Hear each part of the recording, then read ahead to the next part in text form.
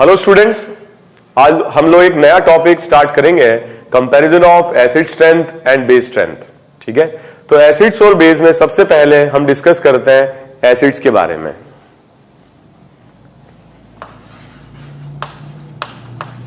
Acids क्या होते हैं? एसिड्स वो सब्सटेंस होते हैं जो एक्वस सॉल्यूशन में H+ आयन का कॉन्सेंट्रेशन बढ़ाते हैं। Acids are those substances which increase the concentration of H+ ions in aqueous solution. अगर कोई ऑर्गेनिक एसिड है तो ऑर्गेनिक एसिड अपने कॉन्जुगेट बेस के साथ इक्विलिब्रियम मेंटेन करता है, और अगर इक्विलिब्रियम मेंटेन करता है तो हम एक थर्मोडायनामिक कांस्टेंट Ka डिफाइन कर सकते हैं, which represents the dissociation constant or ionization constant of acid. Equilibrium पर जो Ka की वैल्यू है that will be concentration of H+ into A- upon concentration of Ha. So that means अगर ये constant है, जो कि टेम्परेचर जब तक constant रहेगा तो Ka constant रहेगा, तो concentration of H+ क्या होगा? एक अगर मान लो मैंने इसे 1 मोल पर लीटर लिया, तो let's say constant temperature 25 degree Celsius पर 1 मोल पर लीटर जो H+ आयन का कॉन्सेंट्रेशन प्रोड्यूस करेगा, वही उसका क्या रहेगा? एसिड स्ट्रेंथ रहेगा। ठीक है, तो एसिड स्ट्रेंथ मतलब एक एसिड कितना ज्यादा H+ आयन प्रोड्यूस कर सकता है एक्वस सॉल्यूशन में। ठीक है, जितना ज्यादा प्रोड्यूस कर पाएगा उतनी एसिड की स्ट्रेंथ ज्यादा होगी। तो जितना ज्यादा K वैल्यू होगी उतना ज्यादा H+ प्रोड्यूस कर पाएगा, और जितना ज्यादा H+ प्रोड्यूस कर पाएगा उतनी ही एसिड की स्ट्रेंथ ज्यादा होगी। ये K वैल्यू अलग अलग एसिड्स के लिए अलग अलग होते हैं, और ये कैरेक्टरिस्टिक प्रॉपर्टी होती है एसिड की। मगर यह कैरेक्टरिस्टिक प्रॉपर्टी डिपेंड करती है कि जो A- बन रहा है उसकी स्टेबिलिटी क्या है। सबसे पहले हम बात करते हैं एसिड स्ट्रेंथ के बारे में। Acid strength is defined as the concentration of H+ ions. The concentration of H+ ions produced by 1 mole per liter of acid. 1 mole per liter of acid in aqueous solution. For example, if we talk about an acid CH3COH, तो मैंने इसका 1 मोल पर litre aqueous solution बना लिया, और constant temperature या let's say 25 degree Celsius पर इसका एक्वस सॉल्यूशन पड़ा हुआ है। तो थोड़ी देर में जो एसिड है ये आयनाइज होगा और एसिटेट आयन और H+ बनेंगे, और ये आयंस एसिड के साथ इक्विलिब्रियम मेंटेन करेंगे, और इक्विलिब्रियम आने पर H+ आयन का कॉन्सेंट्रेशन कांस्टेंट हो जाएगा, इसमें कोई चेंज नहीं होगा। और इस पर्टिकुलर एसिड के लिए कुछ K1 वैल्यू हम डिफाइन भी कर सकते हैं। ठीक है, मगर ये जो H+ आयन का कॉन्सेंट्रेशन इक्विलिब्रियम पर अटेन होगा, यह इस बात पर डिपेंड करेगा कि एनायन कितना स्टेबल है। भाई ये एसिड फॉरवर्ड डायरेक्शन में तब जाएगा जब ये एनायन स्टेबल होगा, और जितना एनायन स्टेबल होगा उतना ज्यादा बनेगा, जितना ज्यादा बनेगा उतना H+ ज्यादा बनेगा, और H+ ज्यादा बनेगा तो एसिड की स्ट्रेंथ बहुत ज्यादा होगी। एसिड की स्ट्रेंथ डिपेंड करती है जो यहां पर कॉन्जुगेट बेस है उसकी स्टेबिलिटी पर। जितना स्टेबल कॉन्जुगेट बेस होगा उतनी ही एसिड की स्ट्रेंथ ज्यादा होगी। फॉर एग्जांपल, अगर हम बात करते हैं फॉर्मिक एसिड और एसिटिक एसिड की, इन दोनों में यदि हम कंपैरिजन करते हैं एसिड स्ट्रेंथ का, दोनों की कॉन्सेंट्रेशन मान लो हमने 1 मोल पर लीटर लिया, ठीक है, कांस्टेंट टेम्परेचर लिया, तो इससे बनने वाला कॉन्जुगेट एनायन फॉर्मेट आयन है, और इससे बनने वाला कॉन्जुगेट आयन एसिटेट आयन है। Which is more stable? ये ज्यादा स्टेबल है, और ये क्या है? लेस स्टेबल है। तो CH3 ग्रुप क्या शो करेगा यहां पर? +I, और +I शो करेगा तो चार्ज यहां बढ़ेगा, और चार्ज यहां बढ़ेगा तो स्टेबिलिटी कम हो जाएगी, और स्टेबिलिटी कम होगी। मान लो अगर अपन बात करते हैं स्टेबिलिटी की, तो स्टेबिलिटी इसकी ज्यादा होगी क्योंकि इसमें चार्ज कम रहेगा, मिथाइल ग्रुप +I लगा करके चार्ज बढ़ा देगा। ठीक है, तो अगर ये लेस स्टेबल है तो एसिड कौन सा स्ट्रांग हुआ, एसिड स्ट्रांग हुआ HCOH, क्योंकि वो ज्यादा स्टेबल एनायन बना रहा है। जो ज्यादा स्टेबल एनायन बनाएगा उसमें H+ आयन का कॉन्सेंट्रेशन ज्यादा रहेगा। ओके, तो इंपॉर्टेंट बात यह है कि हम एसिड स्ट्रेंथ ऑर्गेनिक कंपाउंड्स के लिए या ऑर्गेनिक एसिड्स के लिए कंपेयर कर सकते हैं on the basis of A-, और A- की जो स्टेबिलिटी है वो हम डिफाइन कर सकते हैं on the basis of +M-M +H-H and also on the basis of aromaticity. तो जो भी कॉन्सेप्ट्स हमने पढ़े हैं उसके बेसिस पर we are now going to compare the acid strength of various organic acids.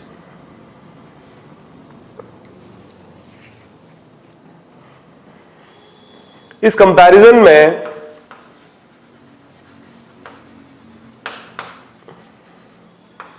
बहुत सिंपल बात हम करते हैं, साइक्लोप्रोपीन और साइक्लोपेंटाडाइन, अगर मैं यहां से H+ निकालता हूं तो यहां एनायन बनेगा, और यहां से H+ निकालता हूं तो साइक्लोपेंटाडाइन, ठीक है, डाइनाइल एनायन बनेगा। इसमें अगर अपन देखें तो जो नेचर है दैट इज एंटी एरोमेटिक, और इसमें हम देखें जो नेचर है एरोमेटिक है, मोर स्टेबल इज एरोमेटिक। तो यहां से H+ निकालने की टेंडेंसी या एसिड स्ट्रेंथ ज्यादा होगी, और यहां से H+ के निकलने की टेंडेंसी कम होगी, क्योंकि एंटी एरोमेटिक सिस्टम बना रहा है और ये एरोमेटिक बना रहा है। So if we compare the acid strength alpha की ज्यादा होगी बीटा से।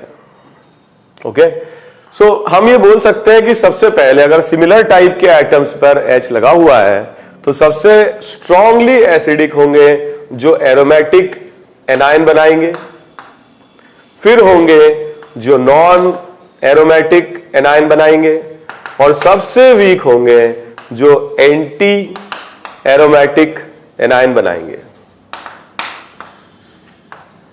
तो ऐसे एसिड जिनमें से H+ निकलने पर एनायन एरोमेटिक है वो स्ट्रांगली एसिडिक होंगे, स्ट्रांगेस्ट, और नॉन एरोमेटिक वीकर, और एंटी एरोमेटिक होंगे सबसे वीक।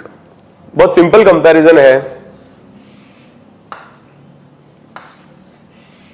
इन दोनों मॉलिक्यूल के लिए। So this is let's say alpha and this is beta. तो यहां से H+ निकलेगा एनायन एंटी एरोमेटिक बनेगा, और यहां से H+ निकलेगा एनायन नॉन एरोमेटिक बनेगा।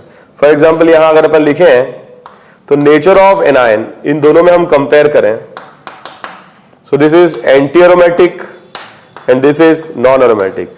ये ज्यादा स्टेबल होगा, अगर ये ज्यादा स्टेबल होगा तो ये स्ट्रॉन्गर एसिड होगा। इसी तरीके से हम कंपेयर करते हैं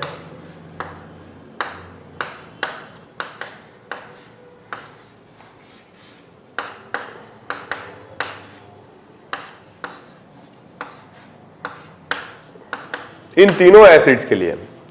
अब इन तीनों एसिड्स की अगर हम बात करें, इससे बनने वाला एनायन एरोमेटिक होगा, इससे बनने वाला एनायन नॉन एरोमेटिक होगा, और इससे बनने वाला एनायन भी नॉन एरोमेटिक होगा। बट ये सबसे ज्यादा स्टेबल होगा, और क्योंकि सबसे ज्यादा स्टेबल है इसलिए क्योंकि एरोमेटिक है, ये नॉन एरोमेटिक, ये नॉन एरोमेटिक, तो ये सबसे ज्यादा एसिडिक होगा क्योंकि इसका एनायन सबसे ज्यादा स्टेबल है। इन दोनों में अगर हम कंपेयर करें एनायन ये ज्यादा स्टेबल है, रेजोनेंस स्टेबलाइज्ड कार्बन आयन है, और ये क्या है, नॉर्मल है। ठीक है, तो ऐसे केस में ये सेकंड हो जाएगा और ये थर्ड हो जाएगा। अब बहुत इजी सा कंपैरिजन है। एक और कंपैरिजन हम करते हैं,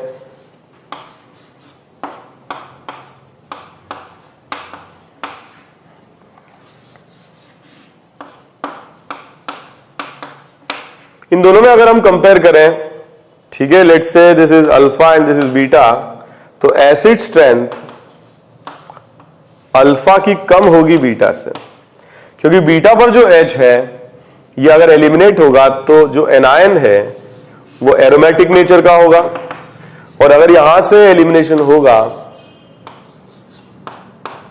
तो जो एनायन है एक्चुअली अगर ये प्लेनर होता तो एंटी एरोमेटिक होता, मगर हम बात कर चुके हैं 7 या उससे ज्यादा मेंबर्स की रिंग नॉन एरोमेटिक हो जाती, नॉन प्लेनर, तो इसका नेचर हो जाएगा नॉन एरोमेटिक और लेस स्टेबल हो जाएगा। ठीक है, एक और कंपैरिजन हम करते हैं,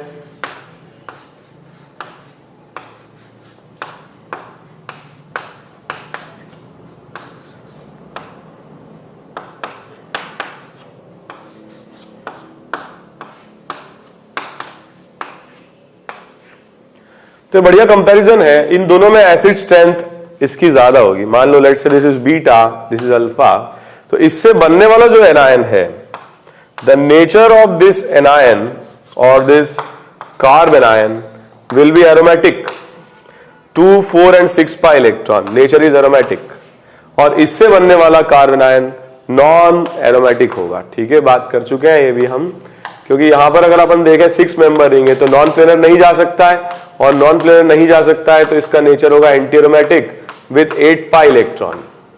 तो ज्यादा स्टेबल बनेगा बीटा, और अगर ज्यादा स्टेबल बीटा बनेगा तो बीटा की एसिड स्ट्रेंथ अल्फा से ज्यादा होगी।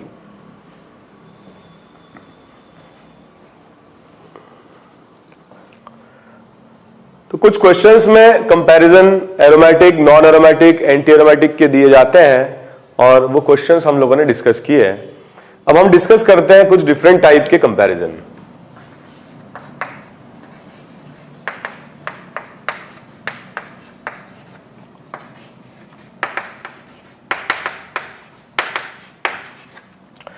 Okay, so this functional group is carboxylic acid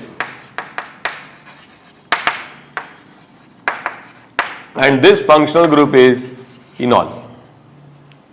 अगर हम इनमें एसिड स्ट्रेंथ कंपेयर करें, इससे बनने वाला कॉन्जुगेट बेस कार्बोक्सिलेट आयन और इससे बनने वाला कॉन्जुगेट बेस, ठीक है, इनोलेट आयन, इसमें अगर हम रेजोनेटिंग स्ट्रक्चर बनाते हैं तो दे आर आइडेंटिकल, मगर यहां पर हम रेजोनेटिंग स्ट्रक्चर बनाते हैं तो they are non identical.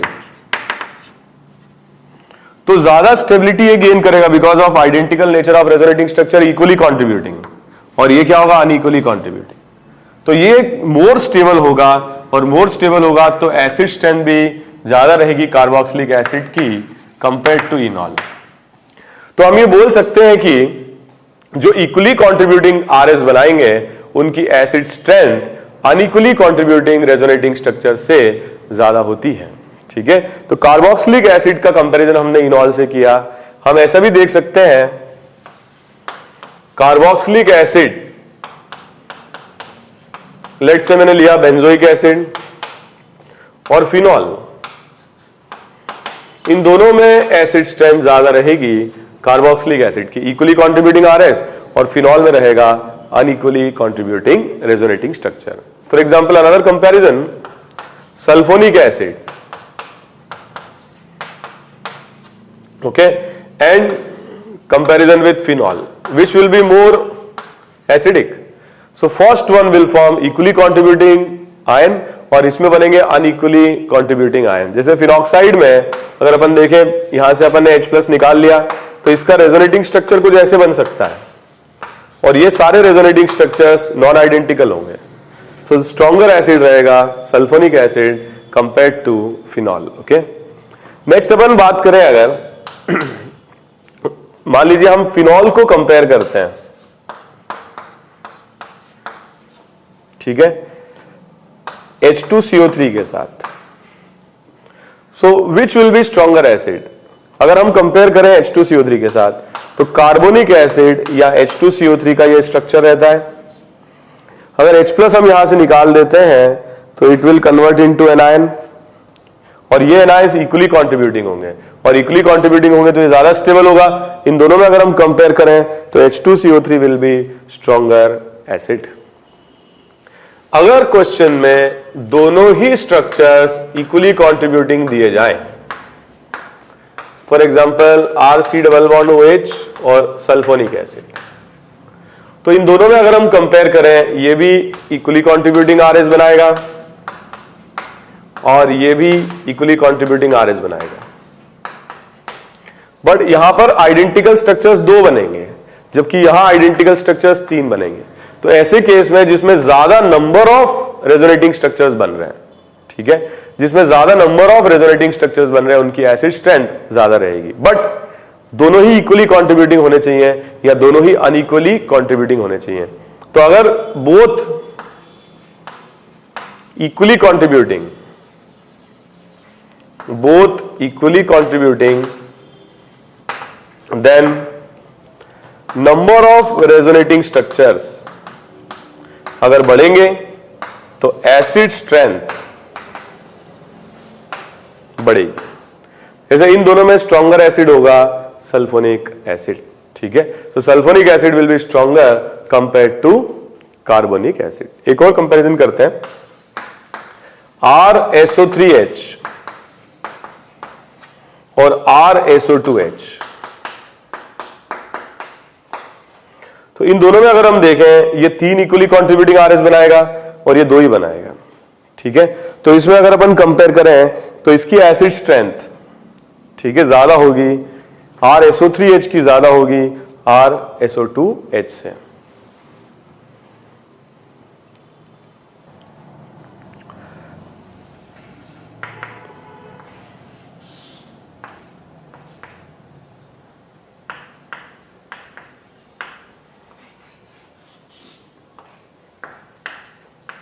Okay, इन दोनों में भी हम कंपैरिजन कर सकते हैं।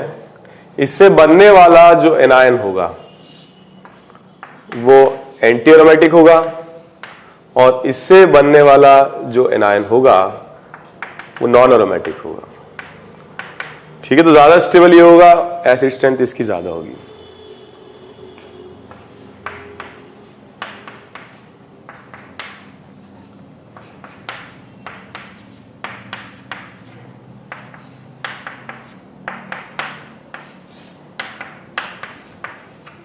ओके, इन दोनों की एसिड स्ट्रेंथ कंपेयर करें तो यहां पर जैसे H प्लस चला जाएगा, एनायन बनेगा, तो ये इक्वली कॉन्ट्रीब्यूटिंग RS बनाएगा 4 और यहां पर क्या होगा, इक्वली कॉन्ट्रीब्यूटिंग RS बनेंगे 3। तो अगर हम देखें दोनों ही इक्वली कॉन्ट्रीब्यूटिंग RS बना रहे हैं, देन जिसमें ज्यादा नंबर ऑफ RS बनेंगे उसकी एसिड स्ट्रेंथ ज्यादा होगी।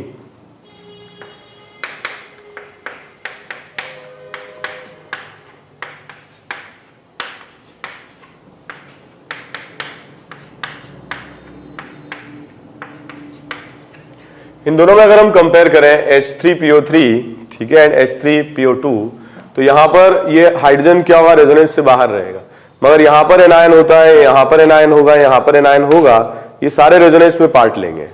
तो पहले स्ट्रक्चर में H3PO4 के स्ट्रक्चर में जब H प्लस चले जाएंगे तो जो एनायन होगा ज्यादा स्टेबल बनेगा because of more number of resonating structure.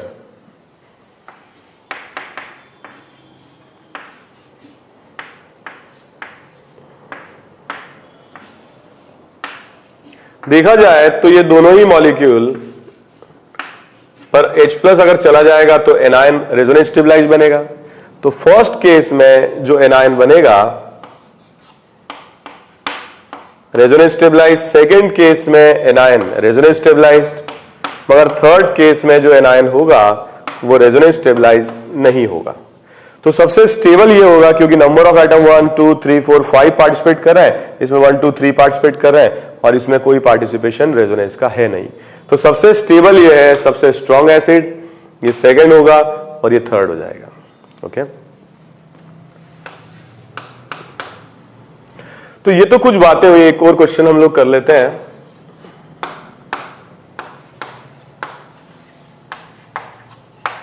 इन दोनों में हम कंपेयर करें तो ये स्ट्रॉन्गर एसिड होगा, बनने वाले कॉन्जुगेट एनायन बहुत ज्यादा होंगे।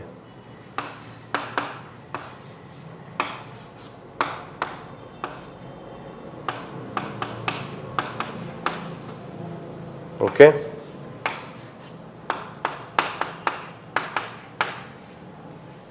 ओके, अगर हम इस स्ट्रक्चर की बात करें, थोड़ा सा डिफरेंट कंपैरिजन हम करते हैं इसमें। तो यहां पर देखें H प्लस निकलने के बाद ये एनायन भी इक्वली कंट्रीब्यूटिंग, ये भी इक्वली कंट्रीब्यूटिंग, बट यहां जो डबल बॉन्ड है वो रेजोनेंस में पार्ट नहीं ले रहा है, लेकिन यहां भी नहीं ले रहा है। तो यहां पर क्या होगा, ये sp2 हाइब्रिडाइज्ड होगा और माइनस आई बढ़ेगा। पहले हम डिस्कस कर चुके हैं माइनस आई की एप्लीकेशन में, माइनस आई अगर बढ़ता है तो एसिड स्ट्रेंथ बढ़ती है क्योंकि एनायन की स्टेबिलिटी बढ़ती है। तो यहां पर एनायन ज्यादा स्टेबल बनेगा और ये स्ट्रॉन्गर एसिड होगा। ओके,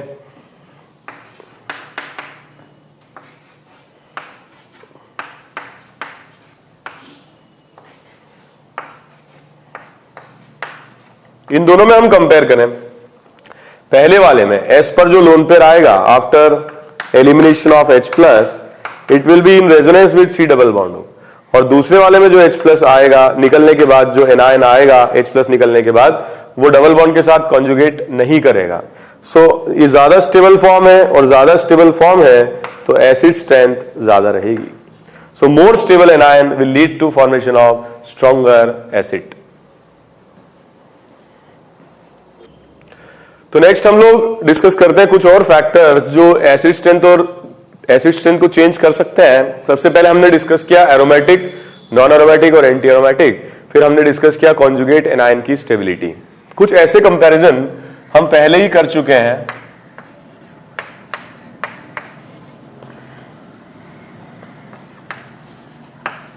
इन दोनों में, ये दोनों इनऑर्गेनिक एसिड्स हैं, ठीक है। अगर हम बात करें तो इन दोनों में से कौन सा स्ट्रॉन्गर एसिड होगा? The stronger acid will B, ठीक है। एक्चुअली होगा क्या, सल्फर पर अगर नेगेटिव चार्ज आएगा तो it will be more stable, और अगर मोर स्टेबल होगा तो इसकी फॉरवर्ड जाने की या H प्लस लूज करने की टेंडेंसी बढ़ेगी और एसिड स्ट्रेंथ भी बढ़ेगी। ये हमने डिस्कस किया था जब हम टॉप टू बॉटम जाते हैं पीरियोडिक टेबल में, तो एसिड स्ट्रेंथ बढ़ती है।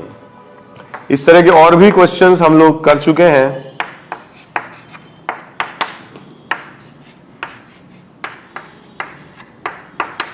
ये स्ट्रॉन्गर एसिड होगा, ओके।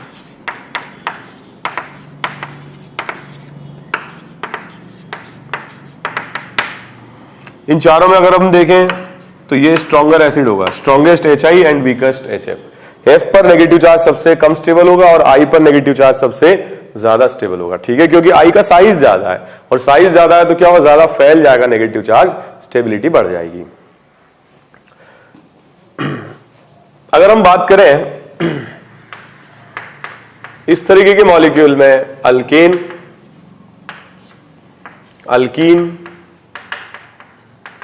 एंड अल्काइन, तो इन तीनों की इलेक्ट्रोनेगेटिविटी अलग अलग है, और अगर इलेक्ट्रोनेगेटिविटी अलग अलग होगी तो नेगेटिव चार्ज की स्टेबिलिटी अलग अलग होगी। सबसे स्टेबल sp कार्बन पर होगा, सेकेंड sp2 कार्बन पर, और सबसे अनस्टेबल होगा sp3 कार्बन पर, ठीक है। तो जिसमें ज्यादा इलेक्ट्रोनेगेटिविटी होगी उसमें एसिड स्ट्रेंथ ज्यादा होगी, ठीक है। मगर ये कब लग रहा है, जब एक ही एटम, मतलब एक ही ग्रुप में, या हम ये बोल सकते हैं कि आउटर शेल सब में क्या हो, सेम हो, मतलब टॉप टू बॉटम हम पीरियोडिक टेबल में अगर ना जाएं या लेफ्ट टू राइट मूव करें, ठीक है, या आउटर शेल सेम हो, तब हम इलेक्ट्रोनेगेटिविटी कॉन्सेप्ट लगा सकते हैं। अदरवाइज हम साइज से डिसाइड करते हैं, जैसा इसमें हम कर रहे हैं, ठीक है। जैसे फॉर एग्जांपल एक और क्वेश्चन है जो हम पहले ही डिस्कस कर चुके हैं, CH4 ammonia water and HF, तो इसमें सबसे ज्यादा स्टेबल F माइनस बनेगा, मोस्ट इलेक्ट्रोनेगेटिव फर्स्ट, फिर O नेगेटिव, फिर N नेगेटिव और फिर C नेगेटिव, और ये ऑर्डर रहेगा एसिड स्ट्रेंथ का, ओके। तो एसिड स्ट्रेंथ का ऑर्डर हम इस तरीके से बता सकते हैं। लेकिन एक इंपॉर्टेंट कंपैरिजन ये है कि अगर एटम जिस पर H लगा हुआ हो वही आइडेंटिकल हो जाए, जैसे यहां पर जो H लगा है वो O से, यहां पर भी जो H लगा है वो O से लगा हुआ है, एटम ही आइडेंटिकल है, और अगर एटम आइडेंटिकल है तो हम एसिड स्ट्रेंथ को कंपेयर करते हैं on the basis of various effects. यहां पे साइज फैक्टर नहीं चलेगा क्योंकि दोनों ही सेम है, इलेक्ट्रोनेगेटिविटी फैक्टर भी नहीं चलेगा, दोनों ही सेम है। एरोमेटिसिटी, एंटी एरोमेटिसिटी अगर आएगा तो हम उससे डिसाइड कर सकते हैं, otherwise we will decide it on the basis of various effects. तो इफेक्ट्स में हम अगर देखें, जो नेगेटिव चार्ज H प्लस निकलने के बाद आएगा, मान लीजिए कि यहां पर अगर H प्लस निकल जाता है तो एनायन बनेगा, एनायन मतलब नेगेटिव चार्ज, तो नेगेटिव चार्ज जितना स्टेबल होगा उतनी एसिड स्ट्रेंथ ज्यादा होगी। और नेगेटिव चार्ज कब स्टेबल होगा, सबसे स्टेबल होगा when it will be part of aromatic. अगर एरोमेटिक का पार्ट नहीं है देन -m इफेक्ट या रेजोनेंस स्टेबलाइज्ड, रेजोनेंस इफेक्ट लगेगा तो भी एनायन की स्टेबिलिटी बढ़ेगी। थर्ड नंबर पर हम अप्लाई करेंगे -H effect, weaker effect compare to -m। Fourth number पर हम लगाएंगे -I, again more weaker effect compare to H and M। जो डिस्टेबलाइज करेंगे एनायन की स्टेबिलिटी वो होंगे +I, प्लस H और सबसे ज्यादा डिस्टेबलाइज करेगा प्लस M। इससे भी ज्यादा डिस्टेबलाइज करेगा when anion will B part of anti aromatic. तो इसी ऑर्डर में हमको इफेक्ट्स लगाने हैं। -M स्ट्रॉन्गेस्ट, फिर -H, फिर -I, और वीकर होंगे +I, उससे ज्यादा स्ट्रांगली डिस्टेबलाइज करेगा +H, उससे ज्यादा स्ट्रांगली डिस्टेबलाइज करेगा +M, और सबसे ज्यादा डिस्टेबलाइज्ड होंगे पार्ट ऑफ एंटी एरोमेटिक। तो ये जो इफेक्ट्स हैं इनको हम अप्लाई करते हैं कुछ मॉलिक्यूल्स पर जो बहुत ज्यादा एग्जाम्स में पूछे जाते हैं। ठीक है, तो सबसे पहले हम देखते हैं फिनॉल एंड इट्स डेरिवेटिव्स। हम बात कर रहे थे कि जो फिनॉल है they are weaker acids compared to carboxylic acid, because phenol से बनने वाले आयन के, फिनॉक्साइड आयन के रेजोनेटिंग स्ट्रक्चर्स अनइक्वली कंट्रीब्यूटिंग होंगे और कार्बोक्सिलिक एसिड से बनने वाले रेजोनेटिंग स्ट्रक्चर्स क्या होंगे? Equally contributing. कार्बोक्सिलेट आयन के रेजोनेटिंग स्ट्रक्चर्स इक्वली कंट्रीब्यूटिंग होंगे। अब हम क्वेश्चंस देखते हैं इनमें फिनॉल पर हम कोई डेरिवेटिव लगा दें। बहुत सिंपल क्वेश्चंस एग्जाम में पूछे जाते हैं। तो CH3 हमने पैरा पे लगा दिया, CD3 पैरा पे लगा दिया, CT3 पैरा पे लगा दिया। तो यहां पर ये इफेक्ट शो करेगा +H, ये भी +H, ये भी +H। सबसे स्ट्रॉन्ग +H CH3 का होगा और इसीलिए सबसे वीक एसिड होगा, फिर CD3, फिर CD3। ओके,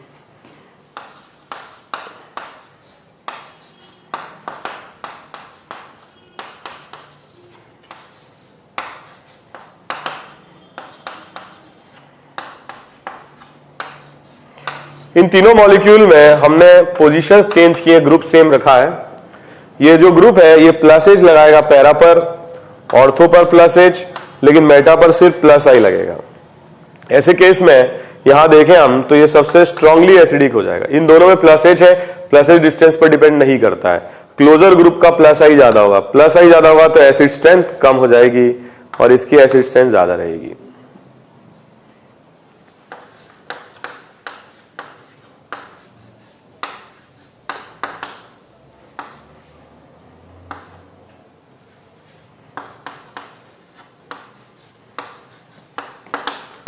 तो इन तीनों क्वेश्चंस में हमने पोजीशन को सेम रखा है, ग्रुप्स को चेंज किया है। अब मेटा पोजीशन पर +H इफेक्ट लगता नहीं है, +I लगेगा और +I इफेक्ट स्ट्रॉन्गेस्ट होगा CT3 का, और +I अगर बढ़ेगा तो एसिड स्ट्रेंथ कम हो जाएगी।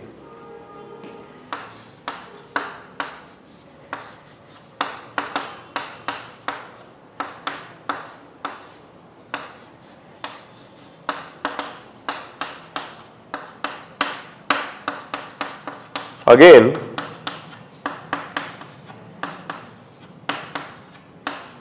अगर हम इन दोनों स्ट्रक्चर्स की बात करें तो CD3 यहां पर देखिए अल्फा कार्बन पर कोई H नहीं है तो हाइपर कॉन्जुगेशन नहीं लगेगा।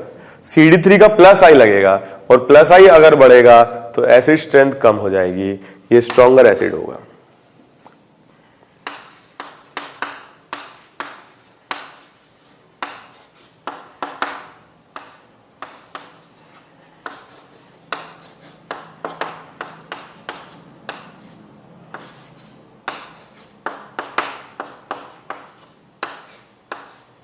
इन सब में बात करें, इसमें अल्फा H3 है, इसमें अल्फा H2 है और इसमें अल्फा H1 है। तो अल्फा H अगर बढ़ेंगे तो +H बढ़ेगा और +H बढ़ेगा तो एसिड स्ट्रेंथ कम हो जाएगी। सबसे स्ट्रॉन्ग एसिड ये होगा फर्स्ट, ये हो जाएगा सेकेंड और ये हो जाएगा थर्ड।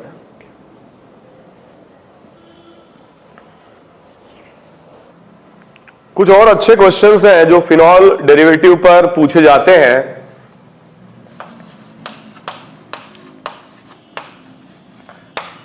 इंपॉर्टेंट है इसमें नाइट्रो डेरिवेटिव।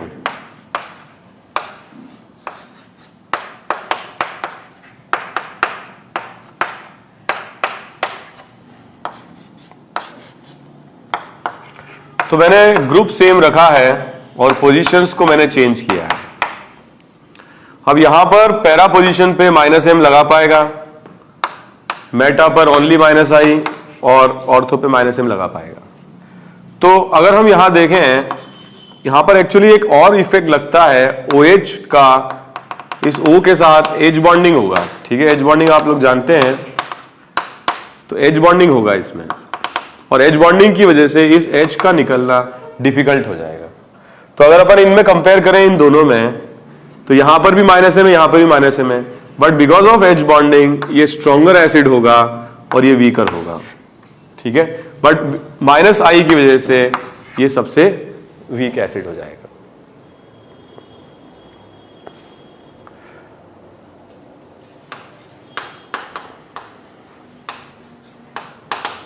अगर हम फिनॉल में और भी सब्स्टिट्यूएंट लगाते हैं, OH या CH3, पहले अपन देखते हैं OH।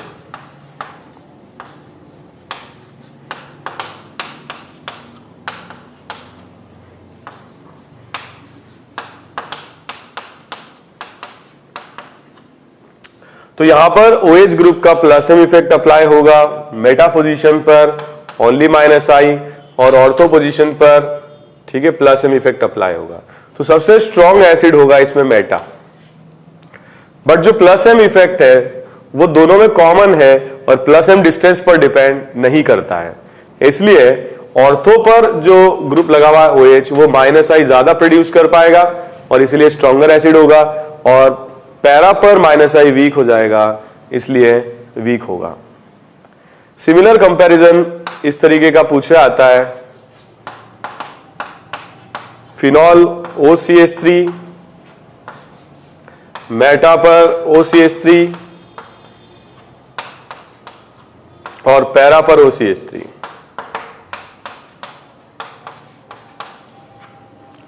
इन तीनों में अगर हम कंपेयर करें, सिमिलर सॉर्ट ऑफ कंपैरिजन, यहां पर +m लगेगा, यहां पर मेटा पर -i और यहां पर +m लगेगा। +m क्या होगा, कॉमन होगा, बट क्योंकि यहां पर क्या है, -i इफेक्ट ज्यादा लगेगा, पैरा पर -i वीक हो जाएगा। सबसे स्ट्रॉन्ग रहेगा मेटा, क्योंकि इसमें +m नहीं लग रहा है। इन दोनों में +m लग रहा है तो स्ट्रॉन्गर होगा ऑर्थो पर +m, क्योंकि ये ग्रुप -i भी लगाएगा और -i विल बी क्या होगा, स्ट्रॉन्गर एट ऑर्थो पोजीशन, और इस पर आ जाएगा थर्ड। ओके, अगर हम बात करें, एक इंपॉर्टेंट कंपैरिजन है,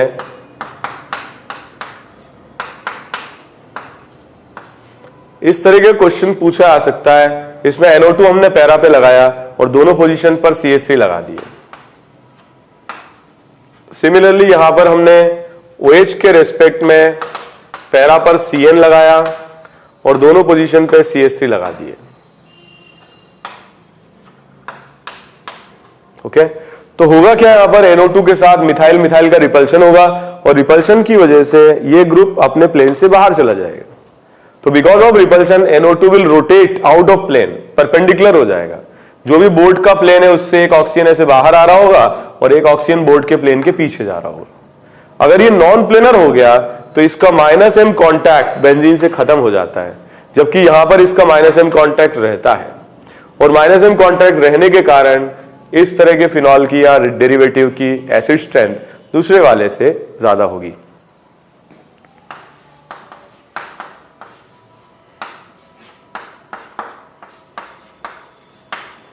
अगर हम बात करें, यहां पर हमने CH3 और यहां पर अगर हमने CD3 ये अप्लाई करते हैं, तो ये ग्रुप ज्यादा स्ट्रॉन्ग +i लगाएगा, क्योंकि मेटा पर सिर्फ +i लगता है, और ये ग्रुप वीक +i लगाएगा, और वीक +i लगाने के कारण इसकी एसिड स्ट्रेंथ दूसरे से ज्यादा होगी। ओके, तो जैसे हम लोगों ने डिस्कस किए फिनॉल डेरिवेटिव्स की बात की, अब हम डिस्कस करते हैं बेंजोइक एसिड और उसके डेरिवेटिव्स की एसिड स्ट्रेंथ का कंपैरिजन। ये बहुत कॉमनली पूछे जाने वाले क्वेश्चंस में से है।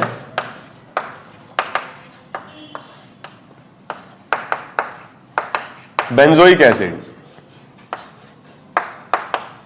फिनॉल से ज्यादा एसिडिक होगा, क्योंकि जो ऊपर नेगेटिव चार्ज आएगा इक्वली कॉन्ट्रीब्यूटिंग RH बनाएगा, ठीक है। बट हम अगर डेरिवेटिव्स की बात करें,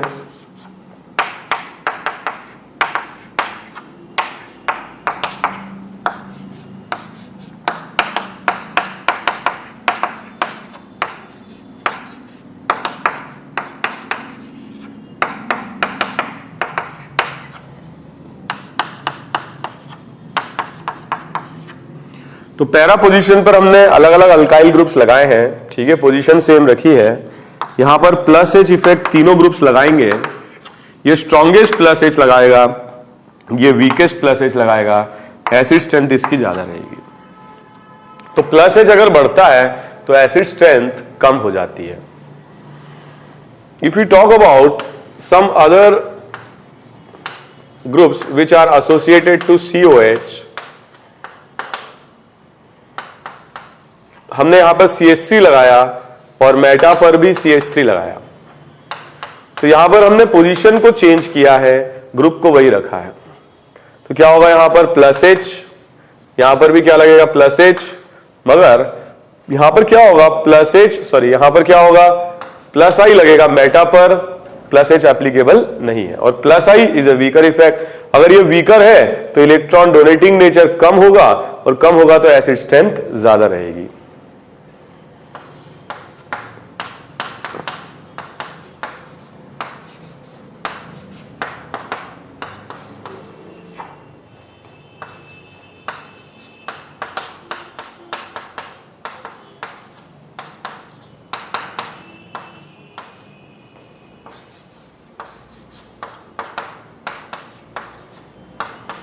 इन तीनों कार्बोक्सिलिक एसिड्स को अगर हम कंपेयर करें तो CH3 जो ग्रुप है ये प्लस एच लगाएगा, NO2 ग्रुप माइनस एम लगाएगा और OH ग्रुप प्लस एम लगाएगा। तो स्ट्रॉन्गेस्ट एसिड होगा NO2 वाला डेरिवेटिव, ये हो जाएगा सेकेंड वीक प्लस एच, और ये वीकेस्ट हो जाएगा प्लस एम, ठीक है, plus M will be strongest. तो प्लस एम क्या होगा, इलेक्ट्रॉन डोनेट करके कार्बन आयन की जो भी यहां पर O नेगेटिव है इसकी स्टेबिलिटी को कम कर देगा।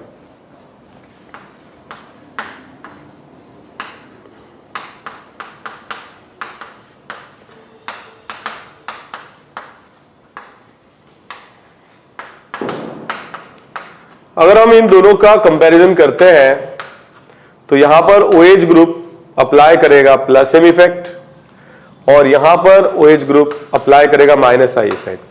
तो स्ट्रॉन्गर एसिड ही माइनस आई वाला होगा।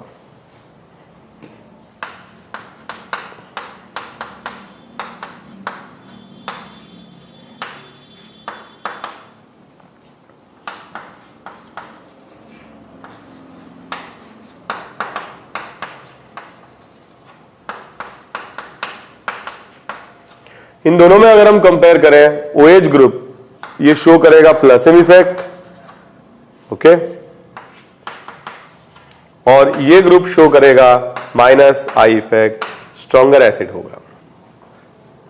अब देखो मैं ऑर्थो पे कोई सब्स्टिट्यूएंट नहीं लगा रहा हूं क्योंकि एक बहुत ही डिफरेंट कॉन्सेप्ट है। अगर बेंजोइक एसिड की ऑर्थो पर सब्स्टिट्यूएंट लगा होता है तो डिफरेंट कॉन्सेप्ट लगता है। थोड़ी देर में हम लोग डिस्कस करते हैं, अभी तक एक भी क्वेश्चन में मैंने अप्लाई नहीं किया है।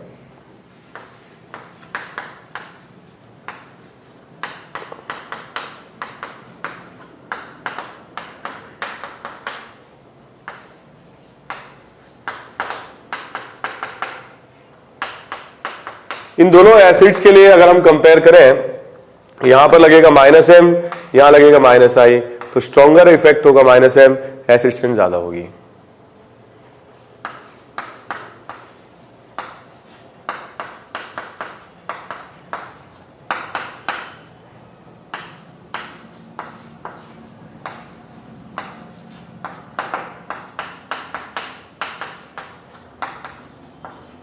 अगेन पैरा पर NO2 का माइनस एम, मेटा पर माइनस आई, तो एसिड स्ट्रेंथ ज्यादा होगी।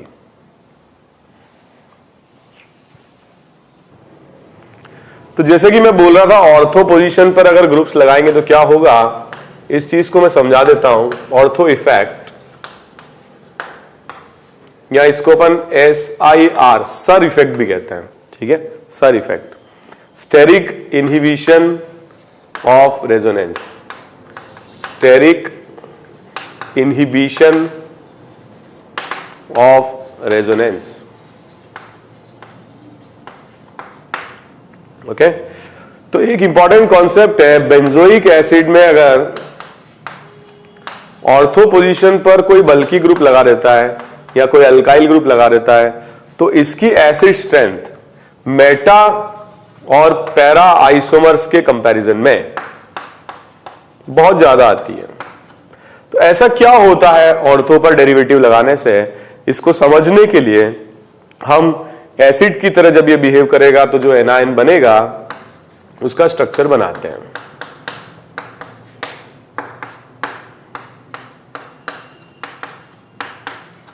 फॉर एग्जाम्पल मिथाइल ग्रुप अगर ऑर्थो पे लगा है तो ये रिपेल फील करेंगे क्योंकि क्लोज है, ऑर्थो ही क्लोज होगा, और रिपल्शन की वजह से CO2 ग्रुप अपने प्लेन से बाहर हो जाएगा। अगर प्लेन से बाहर हो जाएगा तो क्या होगा, CH3 के साथ इसका डिस्टेंस बढ़ जाएगा, और डिस्टेंस अगर बढ़ जाएगा तो ये रिपल्शन कम हो जाएगा। So the purpose of this rotation is to reduce the repulsion between CH3 and carboxylate group. अब अगर एक बार ये आउट ऑफ प्लेन चला गया तो बेंजीन के साथ पहले ये रेजोनेंस कर रहा था, अब यह रेजोनेंस नहीं कर पाएगा। ठीक है, अब देखते हैं इससे एसिड स्ट्रेंथ पर क्या फर्क पड़ता है। अगर अपन कार्बोक्सिलेट आयन की बात करें जहां ऑर्थो पर कोई ग्रुप नहीं है और इसका हम रेजोनेटिंग स्ट्रक्चर ड्रॉ करें, तो रेजोनेटिंग स्ट्रक्चर कुछ ऐसे बना सकते हैं, पाई विल, ठीक है, convert into lone pair and this pi will convert into another pi, और इस तरीके का मॉलिक्यूल या डाई एनायन इसमें बन जाएगा। अगर यह रेजोनेटिंग स्ट्रक्चर बनता है, ठीक है, तो अगर अपन बात करें दूसरा रेजोनेटिंग स्ट्रक्चर जो इसका इक्वली कॉन्ट्रीब्यूटिंग है वो ऐसा होगा, तो मॉलिक्यूल बटेगा, इसमें होना चाहिए था 50-50, बट इस रेजोनेटिंग स्ट्रक्चर के बनने से कुछ परसेंटेज इसका भी आ जाएगा और कुछ परसेंटेज इसका आने से स्टेबिलिटी घटेगी। व्हाई? बिकॉज यहां चार्ज ज्यादा है, ठीक है, चार्ज ज्यादा आने से स्टेबिलिटी कम होगी रेजोनेटिंग स्ट्रक्चर की। तो अगर ये रेजोनेटिंग स्ट्रक्चर ना बने तो स्टेबिलिटी ज्यादा रहेगी, और ये रेजोनेटिंग स्ट्रक्चर कब नहीं बनेगा, जब C double bond O minus benzene के प्लेन में ही नहीं होगा। जैसा कि अगर मिथाइल हमने यहां लगाया तो ये नॉन प्लेनर हो गया, तो आपस में तो ये रेजोनेंस करेंगे मगर बेंजीन के साथ रेजोनेंस नहीं करेंगे, और अगर आपस में रेजोनेंस करेंगे तो इक्वली कंट्रीब्यूटिंग RS बनाएंगे, और इक्वली कंट्रीब्यूटिंग RS बनाएंगे तो ज्यादा स्टेबल रहेंगे। तो ये एनायन ज्यादा स्टेबल होगा इस एनायन से, क्योंकि इसमें इस तरह के स्ट्रक्चर जिसमें बेंजीन से कॉन्जुगेशन हो रहा है वो नहीं आ रहा है, नया चार्ज डेवलप नहीं हो रहा है। ओके, और अगर हम बात करें एसिड स्ट्रेंथ की, तो एक ही एसिड स्ट्रेंथ ज्यादा होगी इसके मेटा और पैरा आइसोमर से। मतलब मैं ये कहना चाहता हूं कि अगर मान लो मैंने यहां पे CH3 लगाया और यहां पर मेटा पर CH3 लगाया और पैरा पे CH3 लगाया,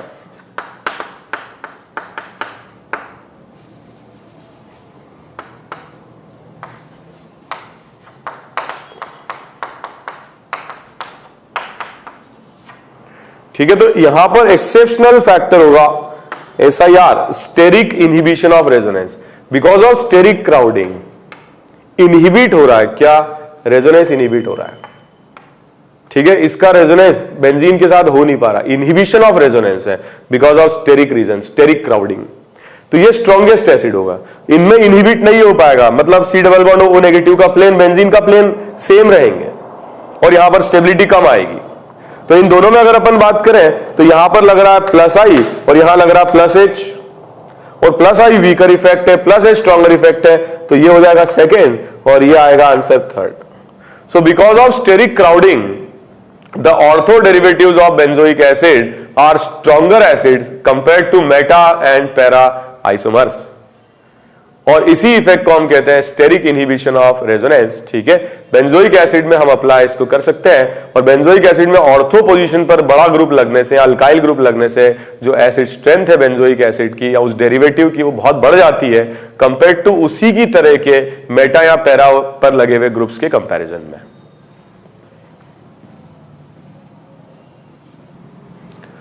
तो इस पर हम कुछ और क्वेश्चंस अटेम्प्ट करते हैं।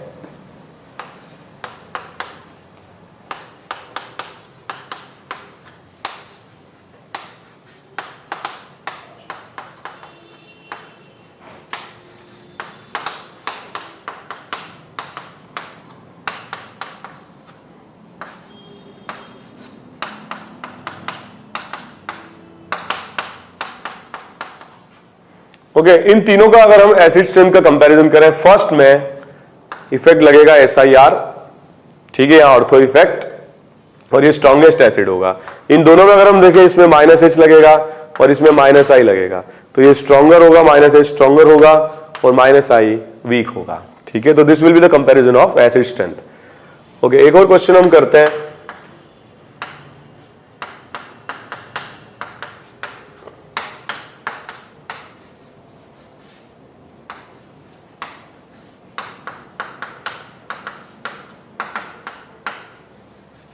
तो इन दोनों में अगर हम देखें, एसिड स्ट्रेंथ ज्यादा होगी सेकेंड कंपाउंड की, क्योंकि इसमें SIR इफेक्ट लगेगा और पहले वाले में SIR इफेक्ट नहीं लगेगा।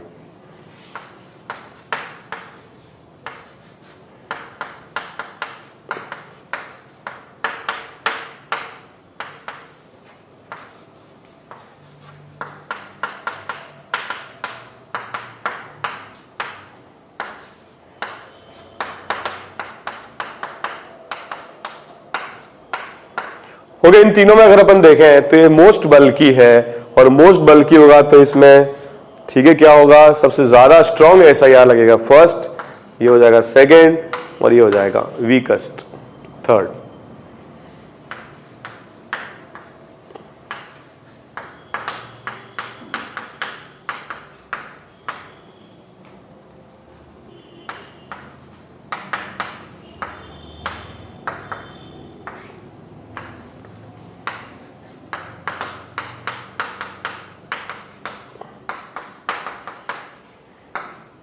ओके, इन दोनों क्वेश्चंस में अगर हम कंपेयर करें तो ये जो ग्रुप है NO2, इसमें मिथाइल के और NO2 के बीच में ऑर्थो इफेक्ट है, और इससे NO2 पर ऑर्थो इफेक्ट लगेगा, NO2 अपने प्लेन से घूम जाएगा, और NO2 अपने प्लेन से घूम जाएगा तो -M कांटेक्ट खत्म, जबकि यहां -M लगता रहेगा, क्योंकि लीनियर है ये अपने प्लेन से रोटेट कर ही नहीं सकता। रिपल्शन अगर हो भी रहा है तो ये लाइन में ही तो है, ये अपने रिपल्शन को कम नहीं कर सकता है आउट ऑफ प्लेन जाकर के, तो यहां रोटेशन पॉसिबल या परमिसिबल नहीं है।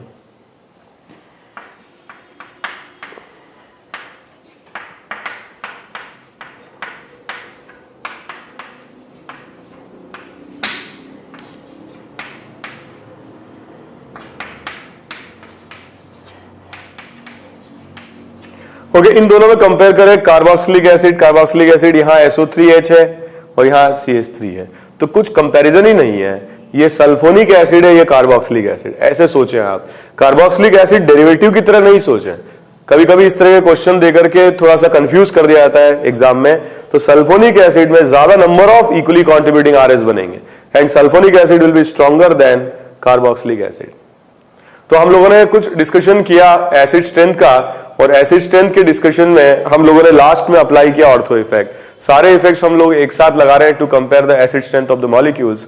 नेक्स्ट लेक्चर में हम लोग एसिड स्ट्रेंथ पे कुछ और प्रॉब्लम्स करेंगे, ठीक है, कुछ और कॉन्सेप्ट डिस्कस करेंगे, and then we will start the comparison of strength for the basic compounds, ठीक है। तो ऑर्गेनिक कंपाउंड जो बेसिस की तरह बिहेव करते हैं, उनका जो भी स्ट्रेंथ का कंपैरिजन है, that we will discuss in the next class. Thank you very much.